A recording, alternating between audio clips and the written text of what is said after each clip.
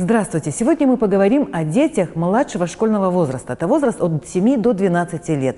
И обсудим эту тему с нашим гостем, психологом, руководителем общественного движения «Ребенок должен жить в семье» Азаматом Жаманчиновым. Здравствуйте, Азамат. Здравствуйте, Жанар. Здравствуйте, уважаемые родители, все слушатели. Какие стадии развития проходит ребенок в этом возрасте? Вот это период, когда ребенок из детства переходит постепенно в подростковый возраст. Период, когда у него заменяется игровая модель познания мира через игры с вами, со сверстниками, в познавательную и обучающую модель, когда он познает, изучает, обучается.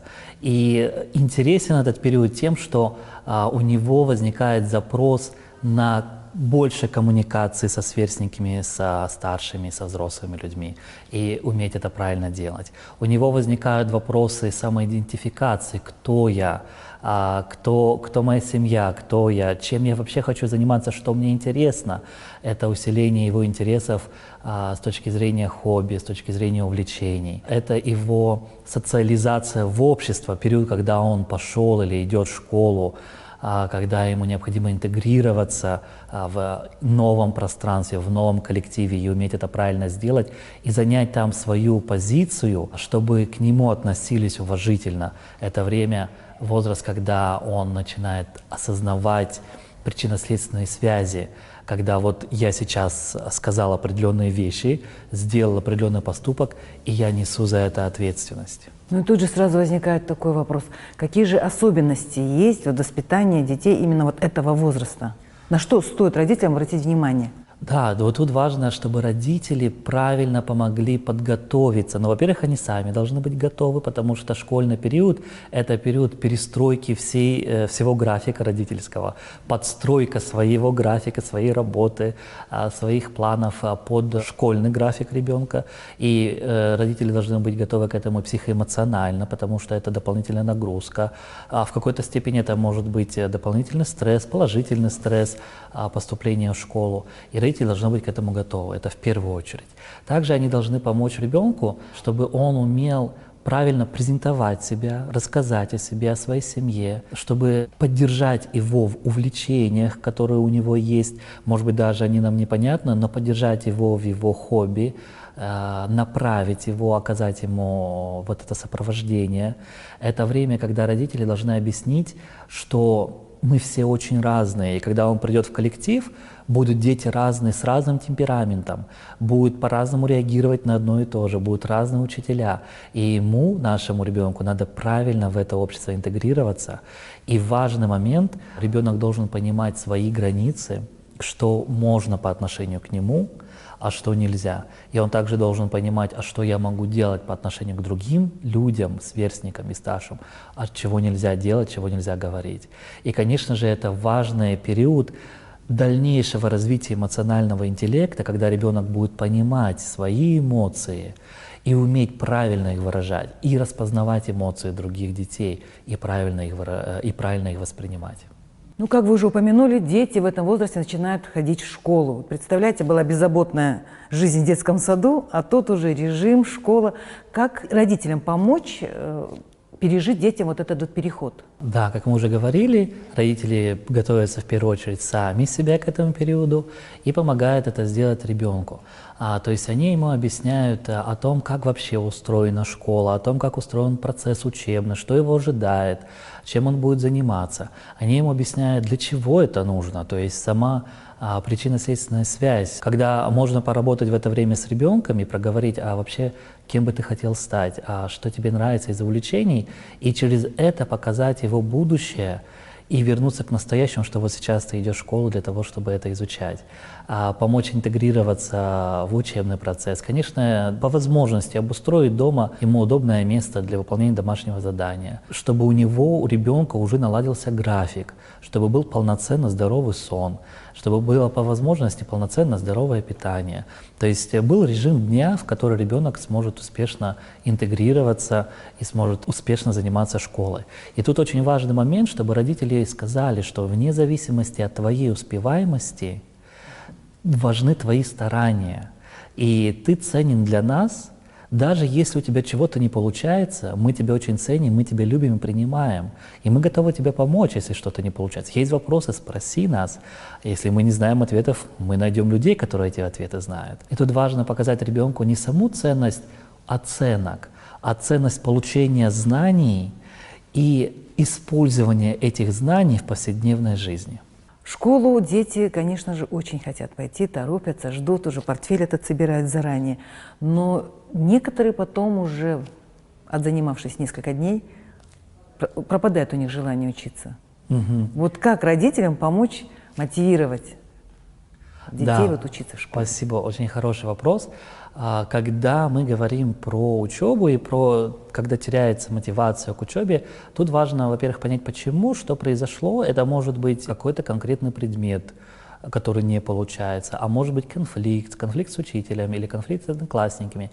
Важно обратить внимание в первую очередь на эти моменты. Очень важный момент, чем старше ребенок становится, брать его и прям вот давать такую практическую модель обучения. Например, пойти с ним в супермаркет и на маленьких предметах посчитать, сколько нам надо денег, чтобы вот это купить, а теперь посчитаем, сколько в месяц и сколько надо примерно зарабатывать. Знания на практике, да? 100%. А давай пойдем с тобой на улицу и посмотрим, какая вообще трава или цветы у нас растут возле дома, и найдем их в твоем учебнике или в интернете. То есть тогда ребенок будет видеть применимость этих знаний. Вот это очень важно. Когда ребенок будет понимать, для чего мне эти знания, то это поможет ему. Ну и третий инструмент, это можно использовать, когда вы проговорите с ребенком его будущее и прям, может быть, напишите, кем ты хочешь стать, там, космонавтом, хоккеистом, пекарем. Хорошо, а для этого тебе что надо? И прям распишите, что примерно для этого надо. Посмотрите об этом в интернете, посмотрите фильм про этого человека. И подведете к ребенку, вместе придете к тому, что а для этого нам сейчас надо выучить базовые вещи, а для этого нам сейчас надо получить азы и школьное образование. И именно для этого мы сейчас будем с тобой стараться и стремиться выполнять домашние задания и идти на учебу. Ну, помимо школьных занятий, естественно, есть и внешкольная жизнь. Вот как тут родителям помочь детям своим определиться с хобби? Насколько важно заниматься какими-то творческими увлечениями или же спортом? Как распознать талант и интересы ребенка? Да, но, как мы уже говорили, вы знаете своего ребенка лучше всех, и необходимо просто наблюдать за ребенком, что у него хорошо получается, что его вдохновляет, радует и мотивирует, когда он что-то делает. Для этого надо, чтобы он что-то делал, что-то пробовал, побуждайте его к этому. И обязательно поддерживайте его стремление, если он говорит, что я хочу пойти на кружок там, рисования, а вы вообще не видите его художником, не надо за это переживать. Вы скажете: интересно, классно, давай посмотрим, что мы можем делать. Найти ближайший кружок, найти репетитора или найти курс в интернете, если у вас нет в доступе, да, потому что, может быть, район, село. То есть найти возможность для реализации этого запроса у ребенка. Если через какое-то время ребенок скажет: я не хочу, устал, не нравится, надо опять-таки поговорить, причины узнать, а что повлияло. И вы задали очень правильный вопрос еще в том числе про спорт. Не все дети спортивные, не всем надо заниматься спортом, мы все очень разные по темпераменту, но нам всем очень важен кислород, нам всем очень важен здоровый образ жизни, и поэтому, если это не спорт, там, не футбол, не волейбол, то просто гулять с детьми, прогуливаться с ними, чтобы у них было понимание, как вести вообще здоровый образ жизни и в питании, и в повседневных делах, и вообще в своем повседневном графике. То есть активный образ жизни для ребенка – это важно? Это важно. Это важно, чтобы он уже с этого возраста понимал, что он несет ответственность, и есть последствия неправильного образа жизни, неправильного питания или отсутствия свежего воздуха и прогулок. Раз мы говорим о младшем школьном возрасте, то, конечно же, интересуют вопросы безопасности. То есть как родителям обеспечить безопасность своих детей? Важный вопрос. Сейчас непростое время. Мы все переживаем за своих детей.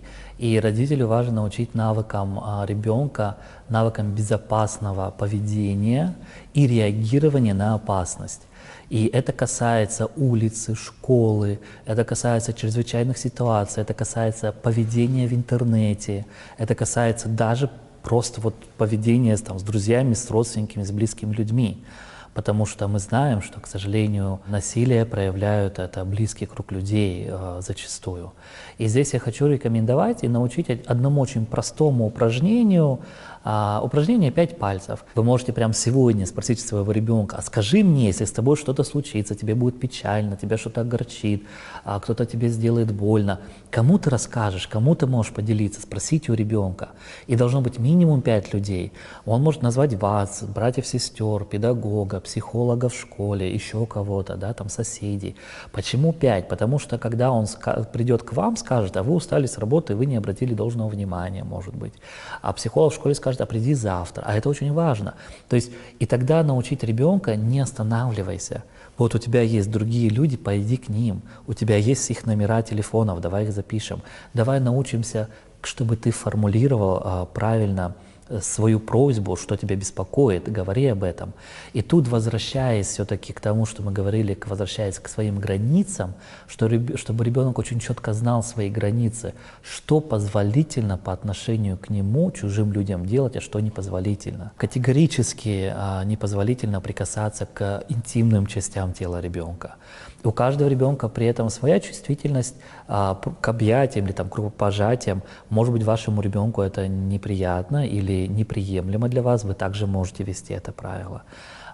Что можно говорить вашему ребенку, с какими просьбами, предложениями к нему можно обращаться. Вы все это должны обговорить. С ребенком самим, с да? ребенком То есть, самим. получается, объяснить ему? И не раз. Вы можете ввести кодовое слово безопасности, что если вдруг по какой-то причине к тебе придет человек и скажет: твоя мама с папой просили меня забрать, а я ваш сосед, и ты вот знаешь даже хорошо, ты не должен с ним идти, если он не сказал кодовое слово. Это кодовое слово должны знать только вы и ребенок, оно может меняться. Например, мы можем с вами придумать кодовое слово, там, цветы. И я приду к ребенку, и я скажу: привет, Руслан, твой папа попросил меня забрать, и он сказал тебе сказать на ушко слово «цветы». И это знает только папа, мама и ребенок. И ребенок тогда только пойдет, потому что это просьба родителей. Во всех остальных случаях он не должен идти. И ребенок должен уметь отреагировать на опасность. Поэтому учат, это есть доступная информация, он может начать кричать, падать на пол. Тут ему разрешается устраивать истерики, привлекать любое внимание и звать на помощь. Конечно, если мы будем развивать тему дальше, это безопасность в интернете, это социальные сети, которые он ведет, информацию, которую он туда публикует, чтобы не было много личной информации, чтобы был закрытый профиль, и в этом профиле были те, кого он знает лично, и те, кого он не знает лично, чтобы он не добавлял к себе в социальную сеть. Должны ли родители контролировать, с кем общается он по интернету? Вот. Опять-таки от возраста зависит. Если это 7-12, то я склонен говорить к тому, что родитель должен знать, кто у него в социальных сетях друзья. Но обговорив с ребенком, не делать это за его спиной. Чем старше он становится, конечно, тем сложнее, даже если вы будете пытаться, ребенок скроет от вас это, но тут уже важно, как мы говорили, вот этот переходной возраст к подростковому, выстраивание доверительных отношений к тому, чтобы ребенок сам к вам пришел и рассказал любую ситуацию, которая с ним произошла, даже негативная. Итак, друзья, сегодня мы с вами поговорили о детях в возрасте от 7 до 12 лет.